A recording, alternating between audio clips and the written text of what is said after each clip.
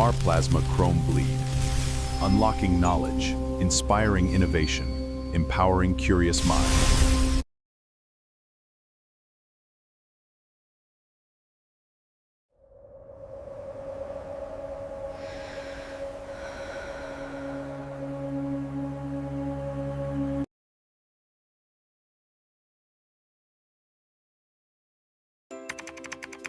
This website makes learning so easy.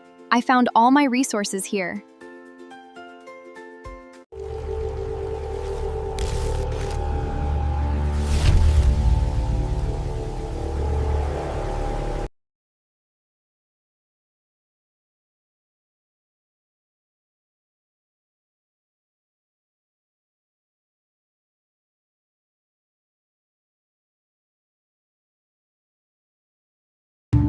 Like what you share.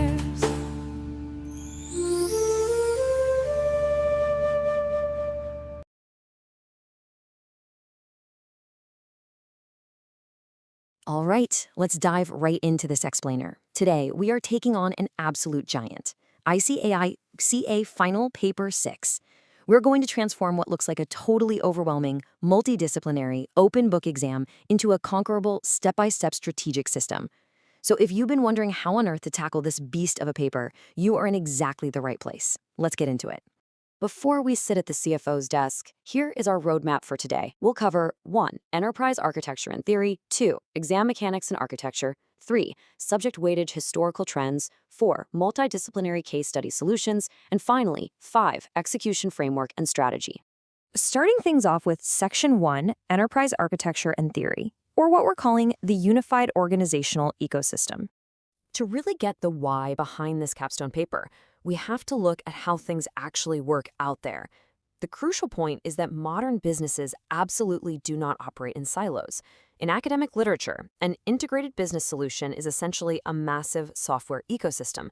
Think of your big platforms like SAP S/4HANA or Oracle Cloud ERP. These platforms seamlessly link up daily operations, like your supply chain, right into strategic administrative functions, like accounting and HR. By wiping out those functional data silos, they turn basic day-to-day transaction recording into real-time, forward-looking strategy. It's basically a 3-part puzzle, illustrating how an enterprise actually functions across 3 tightly coupled dimensions. First up, you have the informational dimension. That's dealing with data and financial statements under INDA AS. Then, there's the technological dimension, meaning the underlying IT infrastructure running the show. And finally, the organizational dimension, which covers your work processes, tax compliance, and long-term goals. To be an effective leader, and yes, to pass this exam, you have to be able to understand and align all 3 of these dimensions simultaneously. Moving right along to Section 2, Exam Mechanics and Architecture, subtitled The Open Book Simulation. The ICAI does something brilliant here. They mimic the actual, real-world reality of a multidisciplinary CFO right in the exam hall.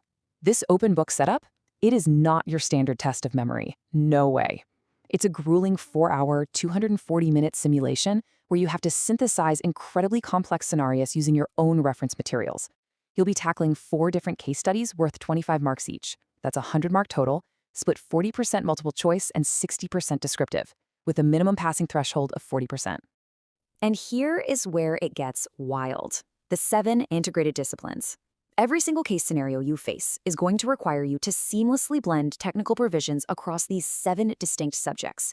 You aren't just answering a tax question anymore. You're answering a tax question that impacts financial reporting, alters corporate valuation, and, maybe even triggers a statutory audit modification. Just like a real-world executive, you've got to see the whole board. Let's look at Section 3, Subject Weightage Historical Trends, focusing on identifying the core anchors within the exam. When we look at historical exam data from May 2024 to September 2025, 2 things jump out. Strategic cost management and financial reporting consistently act as your highest weightage anchors. SCMP is a huge driver, averaging around 22 marks, often dictating the core strategic narrative of the case. Meanwhile, financial reporting, specifically those really complex standards like IND AS 115, 116, and 103, provides the heavy technical lifting, averaging 14 marks, while the other subjects hover around an average of 10. Okay, time for the fun part. Section 4, Multidisciplinary Case Study Solutions, straight from the CFO's desk. Let's look at some actual scenarios that landed on the examiner's desk recently. Back in May 2024, candidates had to utilize throughput accounting to rank product profitability, specifically based on bottleneck resource constraints. First, they calculated throughput contribution by deducting direct materials from the selling price. Then, they divided that by the bottleneck time in minutes. This perfectly proved that operational timing directly dictates financial success, with Product C ultimately taking the top spot by generating 3 rupees of return for every bottleneck minute. In that exact same exam, boom, they threw in a capital budgeting curveball under uncertainty. Candidates had to calculate a risk-adjusted discount rate of 14%. That was a 7% risk premium added to a 7% risk-free rate. When they discounted the cash flows over 5 years against a 500 lakh initial outlay, it resulted in a positive net present value of exactly 137.95 lakhs. The ultimate strategic recommendation? The investment comfortably covers the risk-adjusted cost of capital, so you accept the project. Fast forward to November 2024, and things got incredibly tactical with taxes. Candidates had to navigate GST Rule 43. An entity bought machinery that was used for both taxable and exempt supplies. So candidates had to take the GST component, amortize it over a 60-month useful life, apply the exempt turnover ratio, which in this case was 1/6, and calculate a highly precise monthly ineligible reversal of 3,000 rupees, which then had to be added back to the output tax liability. Still in that November 2024 paper, the exam pivoted hard to Ind AS 37. An entity faced a lawsuit, and there was a 65% probability of paying out 5 lakhs. Because 5 lakhs was the single most likely outcome over a 2-year horizon, candidates had to discount it at a 7% pre-tax risk-adjusted rate. The result? A precise present value provision of 436,719 rupees. Then May 2025 hits, and the strategic adjustment of corporate direct taxes takes center stage. Candidates started out with a net profit of 2,000 lakhs, but they had to strategically deduct upfront debenture interest under Section 3613 and then apply some pretty complex partial, normal, and additional depreciation rules for machinery used for less than 180 days. Doing all of that drastically reshaped the company's final taxable business income, knocking it all the way down to 1,373.75 lakhs. Now, this one is really interesting. In the September 2025 exam, there was a major disconnect between financial accounting and tax law. Under Ind AS 116, the company recognized over 61 lakhs in depreciation and interest expenses for a lease in year 1. But income tax law only allows the actual lease rent paid, which was just 50 lakhs, as a deduction. That exact mismatch generates a temporary difference, meaning you have to create a deferred tax asset under Ind AS 12. And finally, check out this massive cross-border transfer pricing case from January 2026. An Indian enterprise was selling microchips to a German associated enterprise at 50 euros, but they were selling to an independent French buyer at 65 euros. Candidates had to apply the comparable uncontrolled price method, making some really precise adjustments, like adding 3 euros for extended credit terms and subtracting 2 euros for excluded warranty costs, to find the true arm's length price, which turned out to be 66 euros. So what's the so what here? Well, because they charged 50 euros instead of that 66 euro arm's length price, that single 16 euro per unit deficit across 100,000 microchips triggered a huge primary adjustment. When converted at an exchange rate of 90 rupees per euro, it created a staggering 14.40 crores adjustment. And under Section 92 CE, that money literally had to be repatriated into India within 90 days, or the company would be slapped with severe interest income additions. Which brings us to our final part, Section 5, Execution Framework and Strategy. This is your system to conquer the clock. Because knowing all of this is great, but executing it in time is another story. You have exactly 240 minutes, period.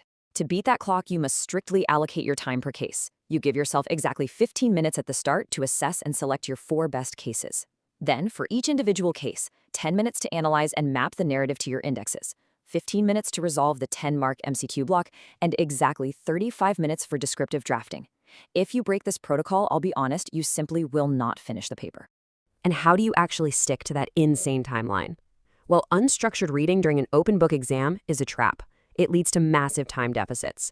You must bring a pre-built, multi-tiered indexing system. I'm talking a master alphabetical index linking keywords straight to module pages, Ind AS summary sheets, tax formula schedules, and a case study cross-referencer. This system limits your real-time search and retrieval to a maximal of 3 to 5 minutes per question, tops. There's a great quote from the source material that really hits the nail on the head here. Professional success demands moving beyond isolated subject study to master multidisciplinary synthesis, efficient information retrieval, and strategic application. This capstone paper perfectly reflects the reality of modern enterprise management. Every operational decision you make generates an immediate ripple effect across financial reporting, tax liabilities, and high-level corporate strategy. And that leaves us with one final really important thought to chew on. Beyond simply passing paper 6, how are you going to use these integrated frameworks to become a sharper, more strategic leader in the boardroom? Think about it. Thanks so much for joining me on this explainer, and I truly hope you now have the strategic playbook you need to absolutely conquer this challenge. You've got this.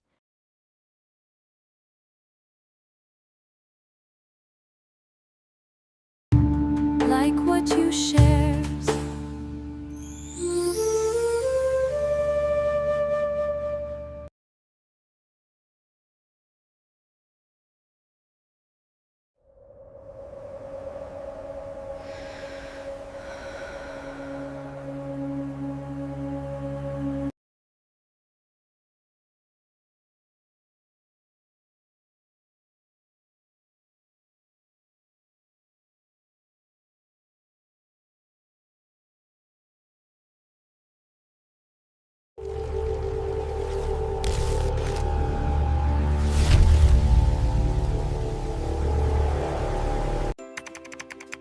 This website makes learning so easy. I found all my resources here. Noir Plasma Chrome Bleed. Unlocking knowledge, inspiring innovation, empowering curious minds.